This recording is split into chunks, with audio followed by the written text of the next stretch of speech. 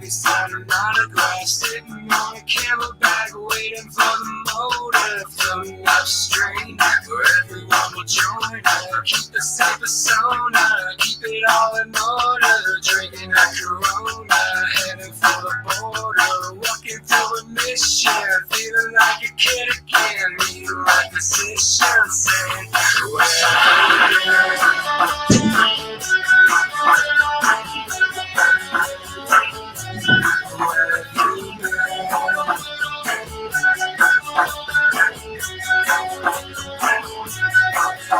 Because everything's black and white when there's only colors. Talking about Meredith, I don't even know her. Waiting such a long time just to plainly say that we are in the back of line, living out a dream. I follow you to Nazareth to figure out a poem. Talk about Jesus, I don't even know him.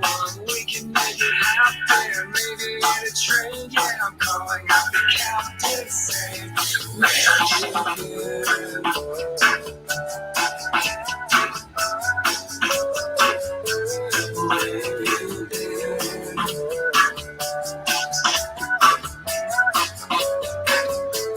Where have you been?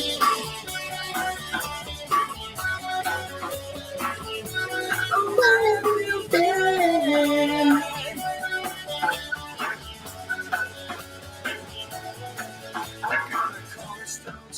Just to start off the day, down Roscoe Street to the 86A. Get off at the barbershop on Penny Lane. Move up a small hill and follow the plane. I'm going down the shoreline, dust up ahead. To the left is a national cross where there's no need to say. John Lennon pounds away while I'm staring at his birthplace, saying, where have you been?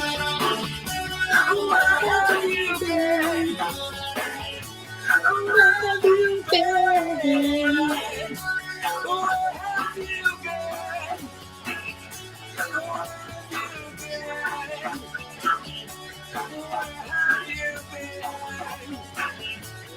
Where have you been? Where have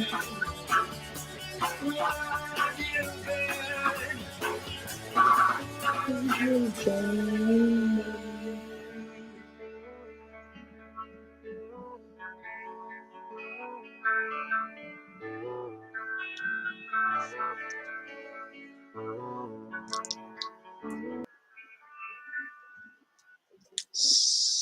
Hello and welcome.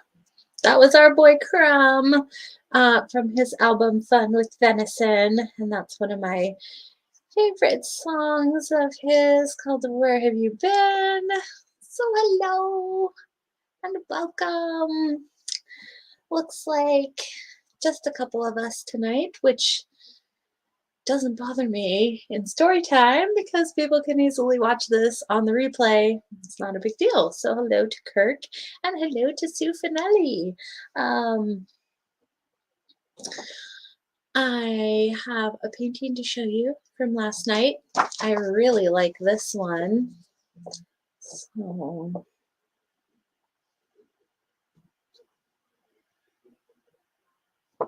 isn't that cool? I combined drawing sacred geometry with metallic watercolor paint, and isn't it lovely? So very excited about that one. Yeah, that metallic paint is just, it just gives my heart really happy feelings. Yeah, Kirk, I think it's called A Seed of Life. Might be a Flower of Life. But yeah, isn't that cool? So fun. So fun. I'm very excited. There's a the heck was I gonna say? There's a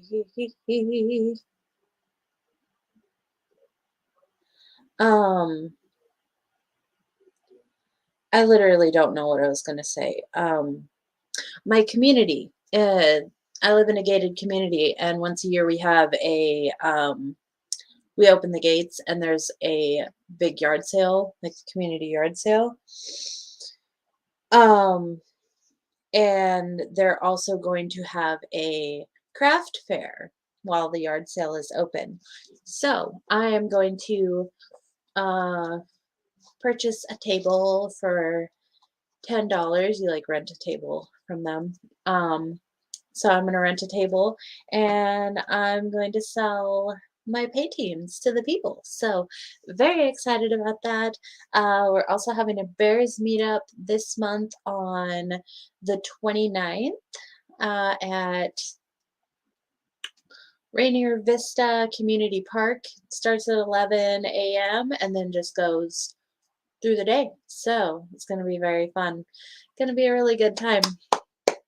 So if you're in the area, want to meet the Bears, want to meet me, want to buy some jam, want to buy some paintings, just want to come to a meetup, come on out to that. Yeah, it's at the same park that we were at last time, Kirk. So which I like that place. It's a really good location, and yeah, I like it. I like it a lot. I think that was a really good place.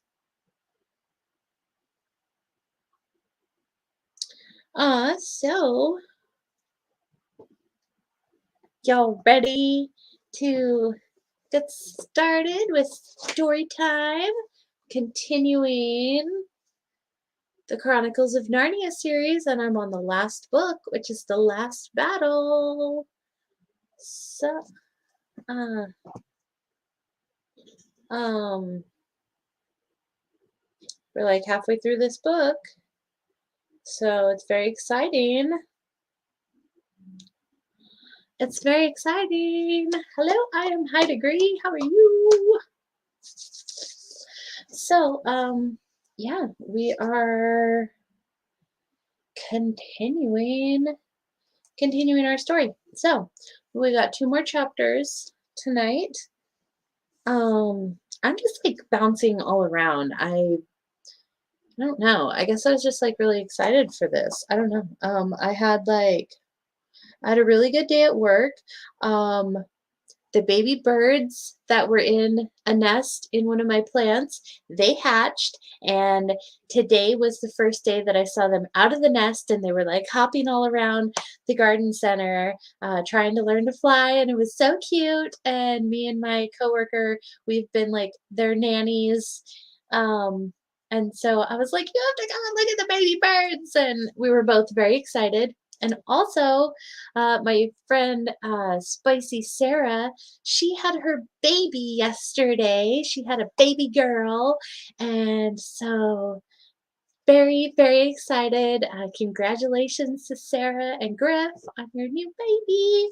So exciting. Poor Sarah was in labor for 5 days and she finally had the baby. So, both of them are doing very well, very excited. Nothing really more exciting than new life in the realm. So, and the best way to make flat earth people is to grow them yourself. So, it's pretty awesome. So, the Imperio Salsa family has grown by one person now, and it's very exciting. Very exciting. So, yeah, it was a good day. I had a really weird workout. It was just not like, it was honestly not a great workout. My app that I follow, I'm like doing a workout plan on this app. And my app was not working. So then I just had to like make up a workout, which is fine, but it just was not the workout that I was like expecting to do. And then there was a lot of people at the gym. So it was just like kind of like socially overwhelmed. Other than that, like it's been a great day. I still got my workout done. It's all good. Crush onward.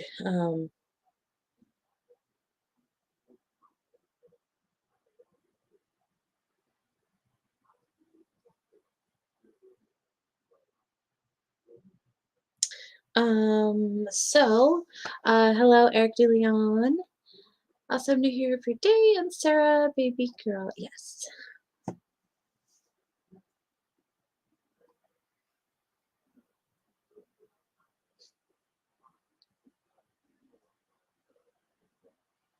Give me one sec.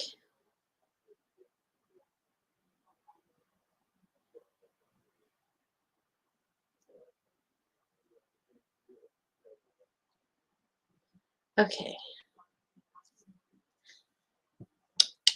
Okay. Y'all ready? Y'all ready for our next 2 chapters? I hope you are. Hope you are. Like, oh my god, I just like threw my phone.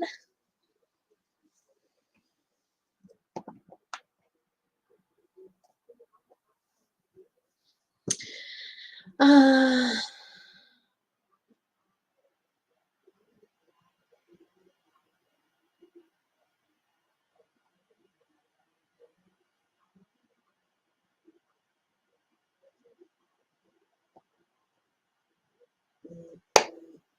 so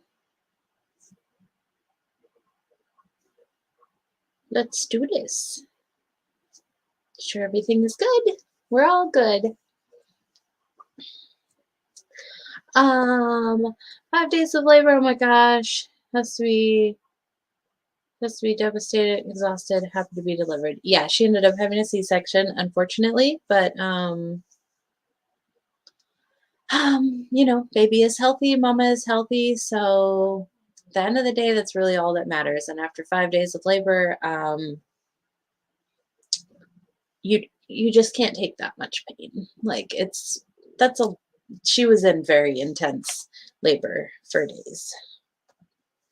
Yeah, so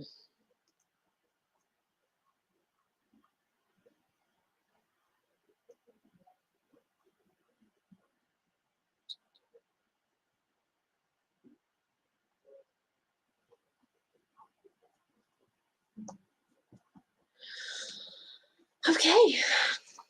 So we are on chapter 7. There are, let's see, there are 16 chapters in this book. So after I finish reading the 2 tonight, we will officially be halfway through the last book. And yes, Eric, the Lord of the Rings are coming up after these ones. So you're going to have at least another year of story time. So I hope you're all prepared for that.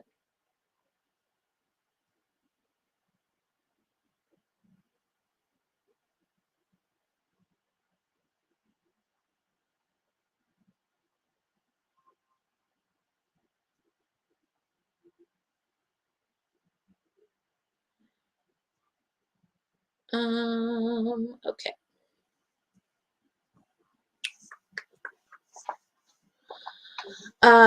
Yes, Kirk. Yeah, her labor started on Friday, and then, as far as I know, she had the baby yesterday. She might have had the baby today. I'm pretty sure she had the baby yesterday. Um, yeah. So, um, you're a bear. When did Owen Benjamin wake up? I'm thinking fall 2018-ish. I think it was.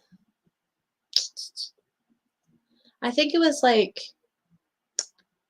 in like the early summer of 2018 that he was like, "Hey, I think I'm going to do a stream about the moon landing."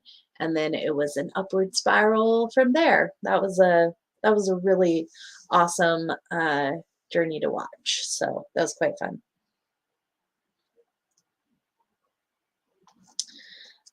So chapter 7, mainly about dwarfs. The 2 Calormene soldiers at the head of the column, seeing what they took for a Tarkin or great lord with 2 armed pages, came to a halt and raised their spears in salute. "Oh, my master," said one of them, "we lead these mannikins to Calormen to work in the mines of the Tisroc. May he live forever." "By the great god Tash, they are very obedient," said Tyrion. Then suddenly he turned to the dwarfs themselves. About 1 in 6 of them carried a torch, and by that flickering light he could see their bearded faces, all looking at him with grim and dogged expressions. "Has the Tisroc fought a great battle, dwarfs, and conquered your land?" he said, "that thus you go patiently to die in the salt pits of Hugrahan. The two soldiers glared at him in surprise, but the dwarfs all answered, Aslan's orders, Aslan's orders. He's sold us. Can we do against them?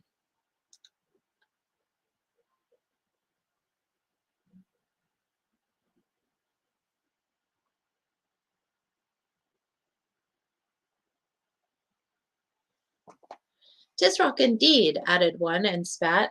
"I'd like to see him try it." "Silence, dogs," said the chief soldier. "Look," said Tyrion. Pepe the Penguin, hi. "Look," said Tyrion, pulling Puzzle forward into the light. "It has all been a lie. Aslan has not come to Narnia at all. You have been cheated by the ape. This is the thing he brought out of the stable to show you. Look at it." What the dwarfs saw, now that they could see it close, was certainly enough to make them wonder how they had ever been taken in. The lion skin had got pretty untidy already during Puzzle's imprisonment in the stable, and it had been knocked crooked during his journey through the dark wood. Most of it was in a big lump on one shoulder. The head, besides being pushed sideways, had somehow got very far back so that anyone could now see his silly, gentle, donkeyish face gazing out of it. Some grass stuck out of one corner of his mouth, for he'd been doing a little quiet nibbling as they brought him along, and he was muttering, "It wasn't my fault. I'm not clever. I never said I was." For 1 second, all the dwarfs were staring at Puzzle with wide open mouths, and then one of the soldiers said sharply, "Are you mad, my master? What are you doing to the slaves?" And the other said, "And who are you?" Neither of their spears were at the salute now. Both were down and ready for action. "Give the password," said the chief soldier. "This is my password," said the king as he drew his sword. "The light is dawning, the lie broken. Now guard thee, miscreant, for I am Tyrion of Narnia." He flew upon the chief soldier like lightning. Eustace, who had drawn his sword when he saw the king draw his, rushed at the other one. His face was deadly pale, but I wouldn't blame him for that, and he had the luck that beginners sometimes do have.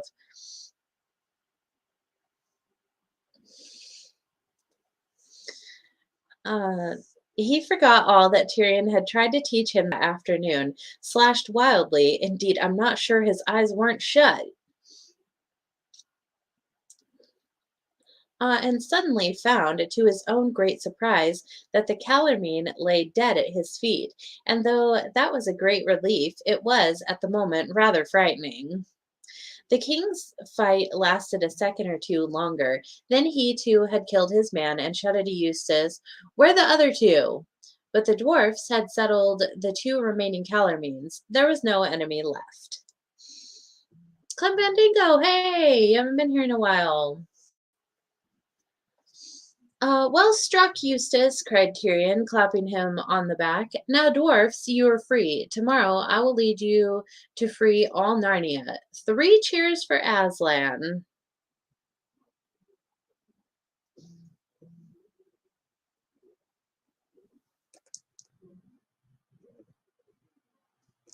Okay.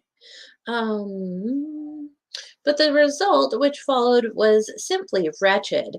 There was a feeble attempt from a few dwarfs, about 5, which died away all at once. From several others there were sulky growls. Many said nothing at all.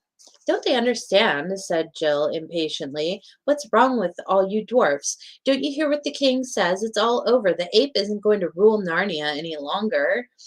Everyone can go back to ordinary life. You can have fun again. Aren't you glad?"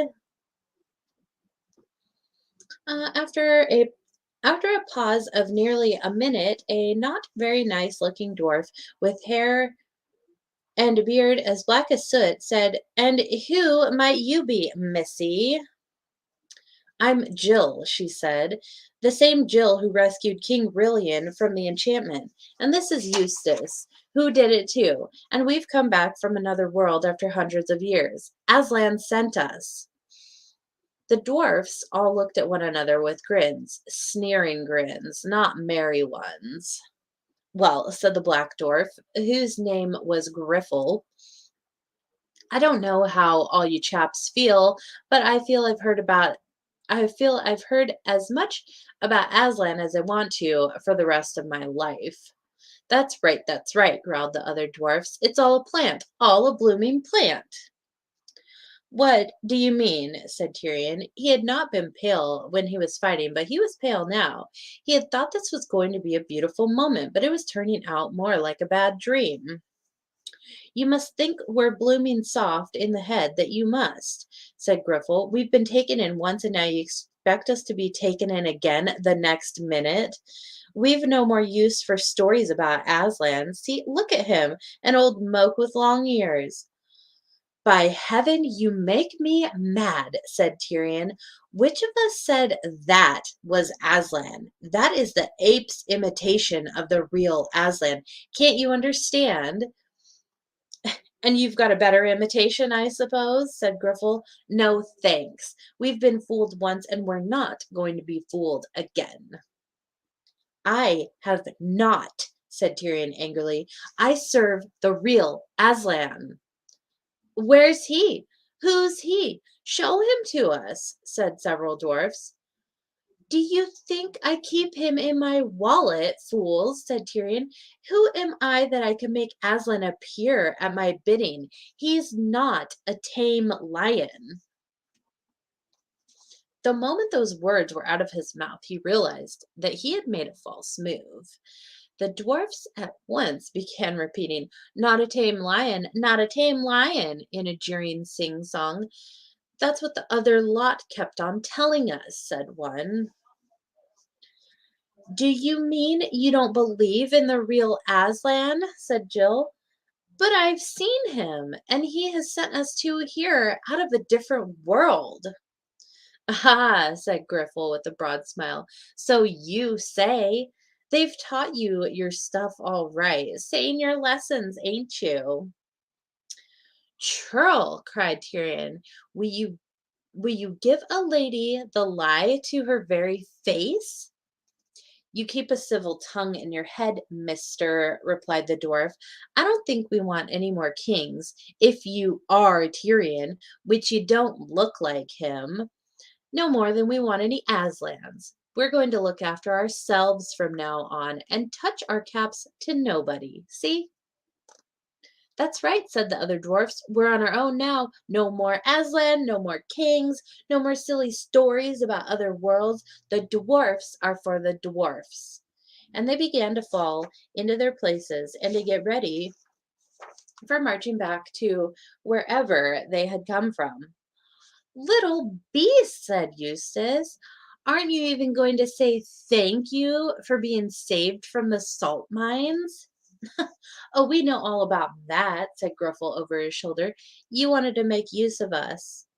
That's why you rescued us. You're playing some game of your own. Come on, you chaps. And the dwarfs struck up the queer little marching song which goes with the drum beat, and off they tramped into the darkness. Tyrion and his friends stared after them. Then he said the single word, come, and they continued their journey. They were a silent party. Puzzle felt himself to be still in disgrace, and also he didn't really quite understand what had happened. Jill, besides being disgusted with the dwarfs, was not very impressed with Eustace's victory over the Calormene and felt almost shy. As for Eustace, his heart was still beating rather quickly. Tyrion and Jewel walked sadly together in the rear. The king had his arm on the unicorn's shoulder, and sometimes the unicorn nuzzled the king's cheek with his soft nose. They did not try to comfort one another with words. It wasn't very easy to think of anything to say that would be comforting.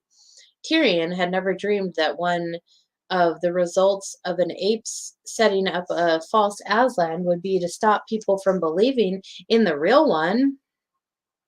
He had felt quite sure that the dwarfs would rally to his side the moment he showed them how they had been deceived.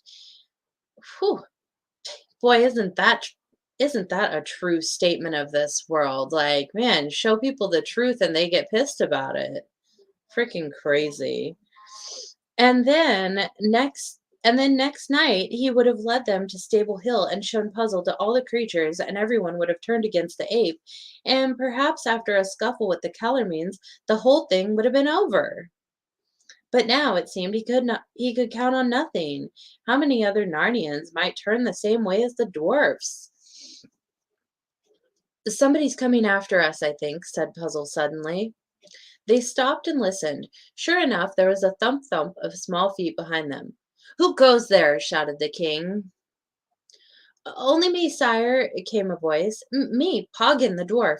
I've only just managed to get away from the others. I'm on your side, sire, and on Aslan's. If you can put a dwarfish sword in my fist, I'll gladly strike a blow on the right side before all's done. Everyone crowded round him and welcomed him, and praised him and slapped him on the back. Of course, one single dwarf could not make a very great difference, but it was somehow very cheering to have even one. The whole party brightened up, but Jill and Eustace didn't stay bright for very long, for they were now yawning their heads off and too tired to think about anything but bed. Yes, queer indeed, Fepe. It was at the coldest hour of the night, just before dawn, that they got back to the tower. If there had been a meal ready for them, they would have been glad enough to eat, but the bother and delay of getting one was not to be thought of. They drank from a stream, splashed their faces with water, and tumbled into their bunks, except for Puzzle and Jewel, who said they'd be more comfortable outside. This perhaps was just as well, for a unicorn and a fat, full grown donkey indoors always make a room feel rather crowded. Narnian dwarfs, though less than 4 feet high, are for their size about the toughest and strongest creatures they are, so that Poggin, in spite of a heavy day and a late night, woke fully refreshed before any of the others. He at once took Jill's bow, went out and shot a couple of wood pigeons. Then he sat plucking them on the doorstep and chatting to Jewel and Puzzle. Puzzle looked and felt a good deal better this morning. Jewel, being a unicorn and therefore one of the noblest and most delicate of beasts, had been very kind to him, talking to him about things of the sort they could both understand, like grass and sugar and the care of one's hoofs.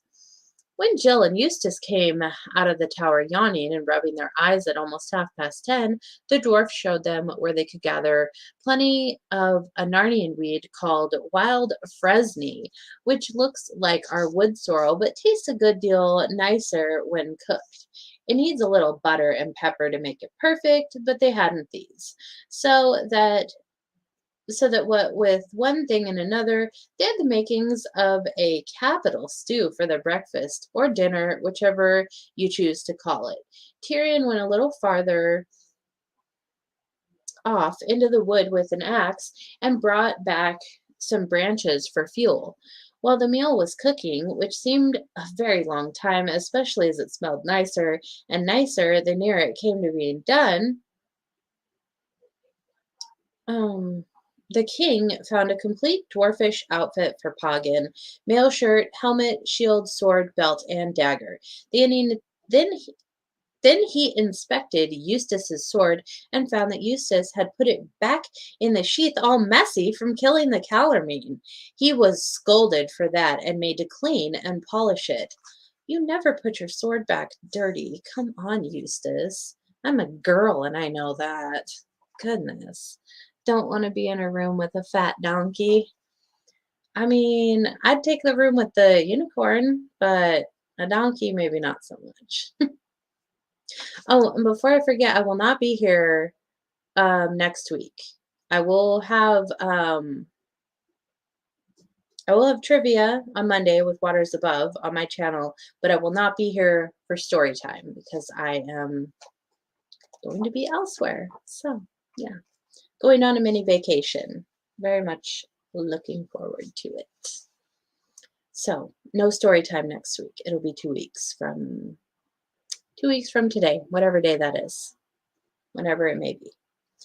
Um, All the while, Jill went to and fro, sometimes stirring the pot and sometimes looking out enviously at the donkey and the unicorn who were contentedly grazing. How many times that morning she wished she could eat grass. But when the meal but when the meal came, everyone felt that it had been worth waiting for there were good second helpings all around. When everyone had eaten had When everyone had eaten as much as he could, the three humans and the dwarf came and sat on the doorstep. The four-footed ones lay down facing them. The dwarf, with permission both from Jill and from Tyrion, lit his pipe, and the king said, "Now, friend Poggin, you have more news of the enemy belike than we. Tell us all you know, and first, what tale do they tell of my escape?" Never put your sword away dirty, wet is okay. Yeah, yeah. You never put your sword in its scabbard with blood on it.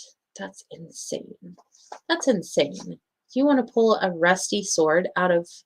No, unacceptable. Totally unacceptable. Oh, thanks, Waters Above. Yeah, I did like a French braid today, and it was quite nice. I can't possibly leave my hair down at work, or else it ends up being a tangled mess and is a straight up disaster. So, yeah.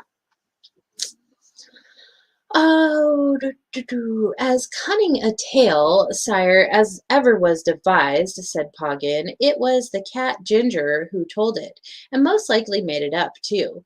This Ginger, sire, oh, he's a sly boots if ever a cat was, said he was walking past the tree to which those villains bound your majesty, and he said, saving your reverence, that you were howling and swearing and cursing Aslan, language I wouldn't like to repeat, were the words he used, looking ever so prim and proper. You know the way a cat can when it pleases. And then, says Ginger, Aslan himself suddenly appeared in a flash of lightning and swallowed your majesty up at one mouthful.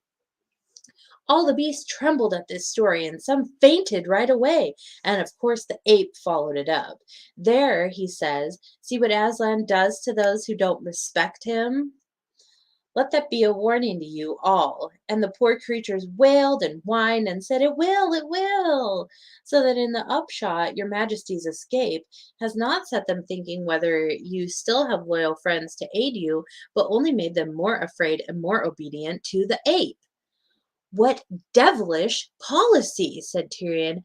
"This Ginger, then, is close in the ape's counsels." "It's more a question by now, sire, if the ape is in his counsels," replied the dwarf. "The ape has taken to drinking, you see. My belief is that the plot is now mostly carried on by Ginger or Rishta, that's the Calormene captain, and I think some words that Ginger has scattered among the dwarfs are chiefly to blame for the scurvy return they made you. And I'll tell you why. One of those dreadful midnight meetings had just broken up the night before last, and I'd gone a bit of the way home when I found I'd left my pipe behind. It was a real good 'un, an old favorite, so I went back to look for it, but before I got to the place where I'd been sitting, it was black as pitch there.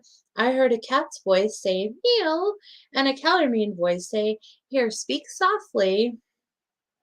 So I just stood as still as if I was frozen, and these two were Ginger and Rishta Tarkin, as they call him. "Noble Tarkin," said the cat in that silky voice of his. "I just wanted to know exactly what we both meant today about Aslan meaning no more than Tash. Doubtless doubtless most sagacious of cats," says the other, "you have perceived my meaning. "You mean," says Ginger, "that there's no such person as either. All who are enlightened all who are enlightened know that," said the Tarkin. "Then we can understand one another," purrs the cat. "Do you, like me, grow a little wary of the ape?" "A stupid, greedy brute," says the other, "but we must use him for the present. Thou and though an Wow. Words are just like hard for me tonight. Thou and I must provide for all things in secret and make the ape do our will. And it would be better, wouldn't it, said Ginger, to let some of the more enlightened Narnians into our councils, one by one as if we find them apt. For the beasts who really believe in Aslan may turn at any moment, and will if the ape's folly betrays his secret. But those who care neither for Tosh nor Aslan, but have only an eye to their own profit and such reward as the Tisroc may give them when Narnia is a Calormene province, will be firm. Excellent, Cat, said the captain, but choose which ones carefully. While the dwarf had been speaking, the day seemed to have changed. It had been sunny when they sat down. Now Puzzle shivered. Jewel shifted his head uneasily. Jill looked up. It's clouding over, she said. And it's so cold, said Puzzle. Cold enough by the lion, said Tyrion, blowing on his hands. And faugh, what foul smell is this? Phew, gasped Eustace. It's like something dead. Is there a dead bird somewhere about? And why didn't we notice it before? With a great upheaval, Jewel scrambled to his feet and pointed with his horn. Look, he cried, look at it, look, look! Then all six of them saw, and over all their faces there came an expression of utmost dismay. Ooh, what did they see? Ooh, oh, oh my. This picture is great. I'll show you in just a moment when we get a little closer to it. So we're on chapter 8 now. What news the eagle brought? It's very exciting. Let's find out.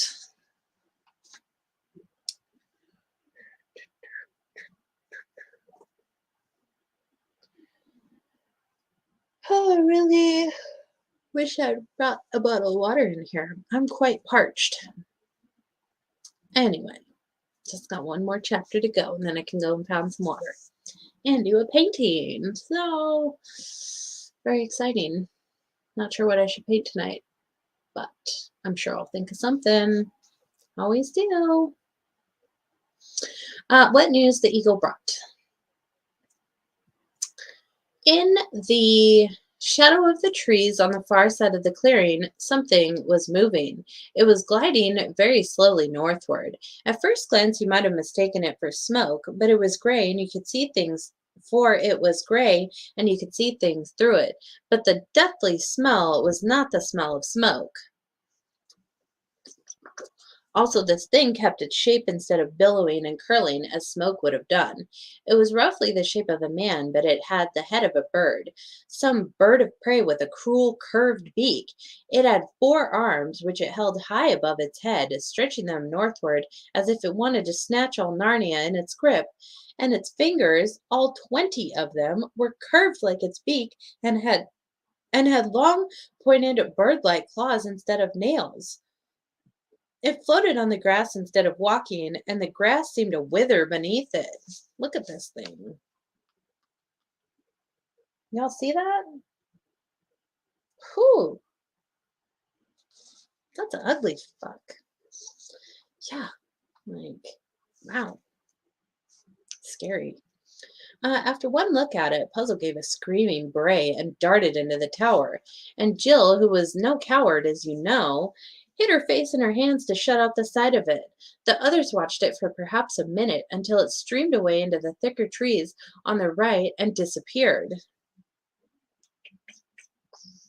Then the sun came out again, and the birds once more began to sing. Everyone started breathing properly again and moved. They had all been still as statues while it was in sight.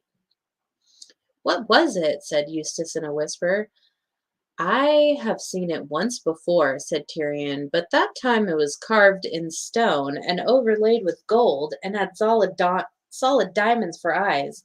It was when I was no older than thou and had gone as a guest to the Tisroc's court in Tashban. He took me into the great temple of Tash. There I saw it, carved above the altar. That thing was Tash? Said Eustace, but instead of answering him, Tyrion slipped his arm behind Jill's shoulders and said, how is it with you, lady?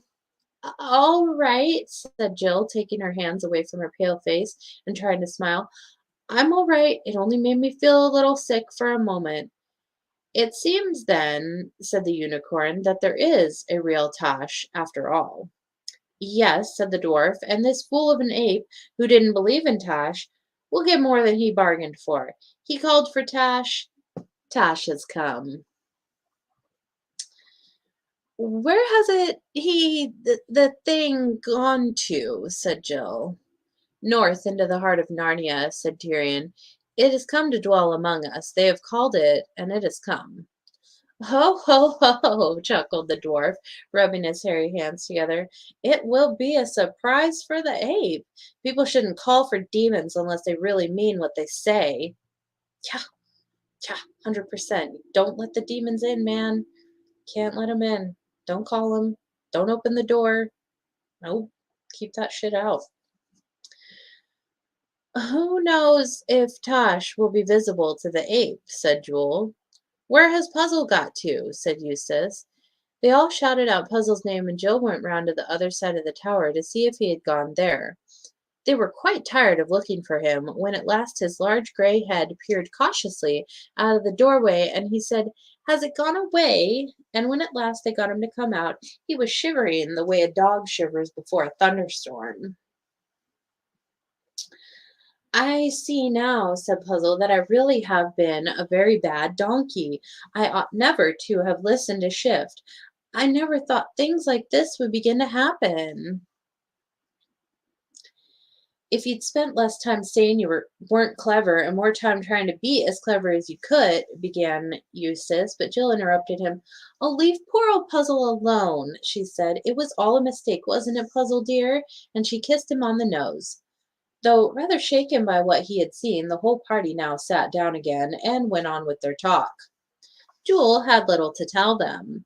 While he was a prisoner, he had spent nearly all his time tied up at the back of the stable, and had, of course, heard heard none of the enemy's plans. He had been kicked. He'd done some kicking back, too, and beaten and threatened with death and threatened with death unless he would say that he believed it was Aslan who was brought out and shown to them by firelight every night. In fact, he was going to be executed this very morning if he had not been rescued. He didn't know what had happened to the lamb. The question they had to decide was whether they should go back to Stable Hill again that night, show Puzzle to the Narnians, and try to make them see how they had been tricked, or whether they should steal away eastward to meet the help which Runewit the Centaur was bringing up from Cair Paravel, and return against the ape and his Calormenes in force. Tyrion would very much like to have followed the first plan. He hated the idea of leaving the ape to bully his people one moment longer than need be.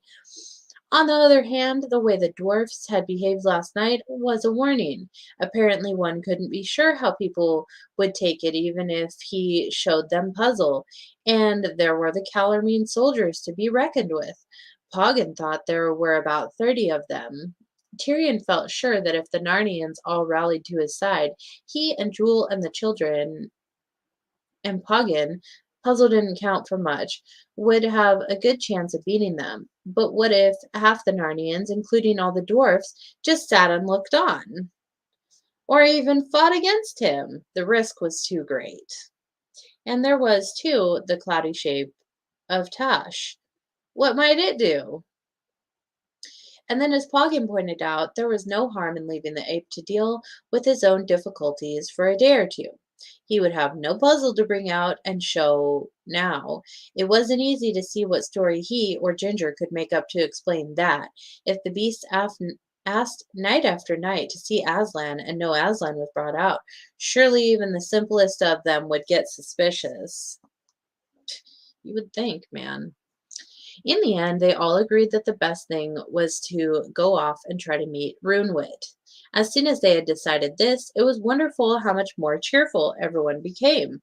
I don't honestly think that this was because any of them was afraid of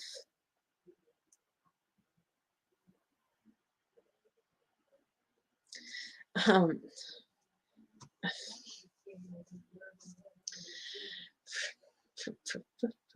oh my gosh, I don't know where the heck it was. I don't honestly think that this was because any of them was afraid of a fight, except perhaps Jill and Eustace, but I dare say that each of them, deep down inside, was very glad not to go any nearer, or not yet, to that horrible bird-headed thing which, visible or invisible, was now probably haunting Stable Hill. Anyway, one always feels better when one has made up one's mind. Tyrion said they had better remove their disguises, as they didn't want to be mistaken for Calormenes and perhaps attacked by any loyal Narnians they might meet. The dwarf made up a horrid-looking mess of ashes from the hearth and grease out of the jar of grease which was kept for rubbing on swords and spearheads. Then they took off their Calormene armor and went down to the stream. The nasty mixture made a lather just like soft soap. It was a pleasant, homely sight to see. Tyrion and the two children kneeling beside the water and scrubbing the backs of their necks, or puffing and blowing as they splashed the lather off. Then they went back to the tower with red, shining faces, looking like people who have given an extra good wash before a party. They rearmed themselves in true Narnian style with straight swords and three-cornered shields. Body of me, said Tyrion, that is better. I feel a true man again. Puzzle begged very hard to have the lion skin taken off him. He said it was too hot and the way it rucked up on his back was uncomfortable. Also, it made him look so silly. But they told him he would have to wear it a bit longer, for they still wanted to show him in that getup to the other beasts, even though they were now going to meet Runewit first. What was left of the pigeon meat and rabbit meat was not worth bringing away, but they took some biscuits. Then Tyrion locked the door of the tower, and that was the end of their stay there. It was a little after 2 in the afternoon when they set out, and it was the first really warm day of that spring. The young leaves seemed to be much further out than yesterday. The snowdrops were over, but they saw several primroses. The sunlight slanted through the trees, birds sang, and always, though usually out of sight, there was the noise of running water. It was hard to think of horrible things like Tosh. The children felt, this is really Narnia at last. Even Tyrion's heart grew lighter as he walked ahead of them, humming an old Narnian marching song, which had the refrain, Ho, rumble, rumble, rumble, rumble drum belabored. After the king came Eustace and Poggin the dwarf. Poggin was telling Eustace the names of all the Narnian trees, birds, and plants which he didn't know already. Sometimes Eustace would tell him about English ones. After them came Puzzle. Oh, man. And after him, Jill and Jewel walking very close together. Jill had, as you might say, quite fallen in love with the unicorn. Easy to do with unicorns. They are magic creatures. She thought, and she wasn't far wrong, that he was the shiningest, delicatest, most graceful animal she had ever met, and he was so gentle and soft of speech that if you hadn't known, you would hardly have believed how fierce and terrible he could be in battle. I mean, that's straight up true. That's exactly how a unicorn is. 100%. Especially the voice. Oh, this is nice, said Jill, just walking along like this. I wish there could be more of this sort of adventure. It's a pity there's always so much happening in Narnia. But the unicorn explained to her that she was quite mistaken. He said that the sons and daughters of Adam and Eve were brought out of their own strange world into Narnia only at times when Narnia was stirred and upset, but she mustn't think it was always like that.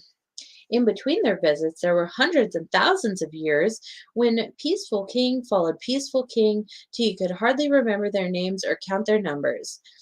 And there was really hardly anything to put into the history books. And he went on to talk of old queens and heroes whom she had never heard of. He spoke of Swan White, the queen who had lived before the days of the White Witch and the Great Winter, who was so beautiful that when she looked into any forest pool, the reflection of her face shone out of the water like a star by night for a year and a day afterward.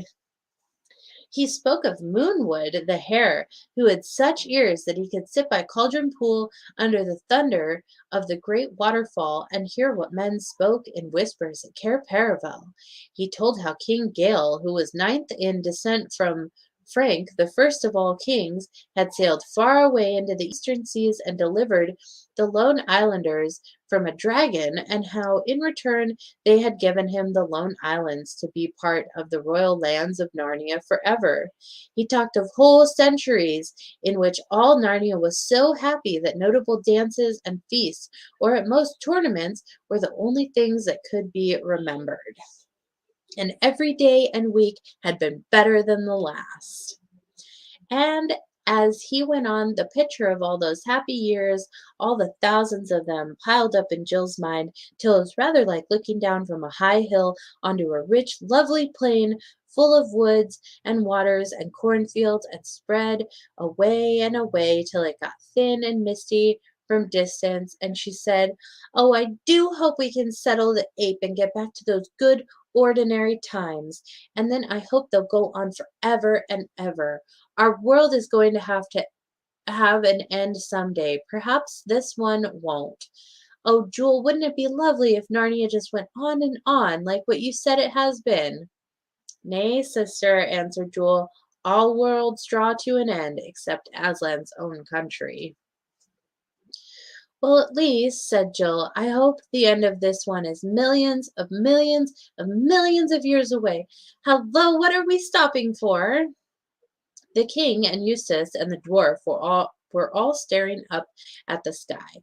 Jill shuddered, remembering what horrors they had seen already, but it was nothing of that sort this time. It was small and looked black against the blue. "I dare swear," said the unicorn, "from its flight that is a talking bird." "So think I," said the king, "but is it a friend or a spy of the apes?" "To me, sire," said the dwarf, "it has a look of Farsight the eagle." "Ought we to hide under the trees?" said Eustace. "Nay," said Tyrion, "best stand still as rocks. He would see us for certain if we moved." "Look, he wheels. He has seen us already," said Jewel. "He's coming down in wide circles." "Arrow on string, lady," said Tyrion to Jill, "but by no means shoot till I bid you. He may be a friend." "You dare shoot an eagle? Don't you dare." "Pepe the Penguin, you're first. I mean, you were already here. But you can be first. That's fine. Put a beak on it." "Jenny T.I. Murphy, hello." Yes, you can always catch up on the replay. So, if one had known what was going to happen next, it would have been a treat to watch the grace and ease with which the huge bird glided down. He alighted on a rocky crag a few feet from Tyrion, bowed his crested head, and said in his strange eagle's voice, "Hail, King!" "Hail, Farsight," said Tyrion, "and since you call me king, I may well believe you are not a follower of the ape and as false Aslan. I am glad of your coming." "Sire," said the eagle, "when you have heard my news, you will be sorrier at my coming than of the greatest woe that ever befell you." Tyrion's heart seemed to stop beating at these words, but he set his teeth and said, "Tell on." "Two sights have I seen," said Farsight. "One was Cair Paravel, filled with dead Narnians and living Calormenes. The Tisrock's banner advanced upon your royal battlements, and your subjects flying from the city this way and that into the woods. Cair Paravel was taken from the sea. 20 great ships of Kellermen put in there in the dark of night before last night. No one could speak. And the other side, 5 leagues nearer than Cair Paravel, was Runewit the centaur lying dead with the Calormene arrow in his side. Whew, didn't expect that one. Oh man. I was with I whew, I was with him in his last hour, and he gave me this message to your majesty, to remember that all worlds draw to an end, and that noble death is a treasure which no one is too poor to buy. Man, I love centaurs. Wow. So, said the king after a long silence, Narnia is no more.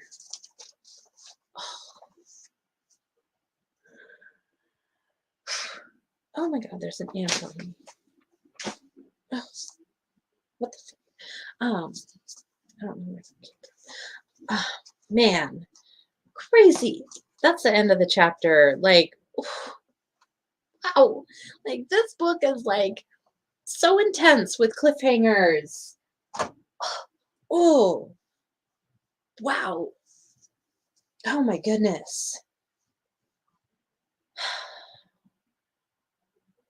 This book is just full of chaos. Like literally every week we end this. It's on quite the cliffhanger. And I will not be here next week, so you have 2 weeks to wait until we find out what happens next. But we're officially halfway through this book. And ooh, that was intense. It was crazy. I honestly don't remember what happens in this book. I know that I've read it before, but I just don't remember what happens. So, reliving it with all y'all. Um, hmm. Wow. Yeah. Intense. Intense as fuck.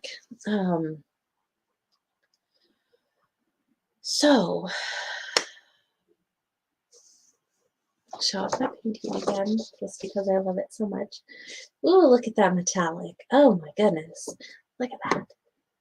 Ooh, it's so pretty. Oh my. Oh, so nice. Isn't that just the tops? So I have to go do a painting tonight. I don't know what I'm gonna paint, but I'll find something. Anyway, I'm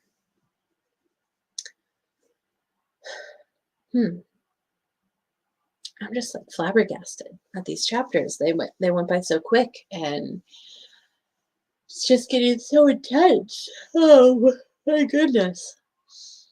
So, yeah, I'll be here Monday with Waters Above on my channel at 4:30 Pacific Standard Time for trivia, conspiracy trivia, Waters World conspiracy trivia on Monday nights.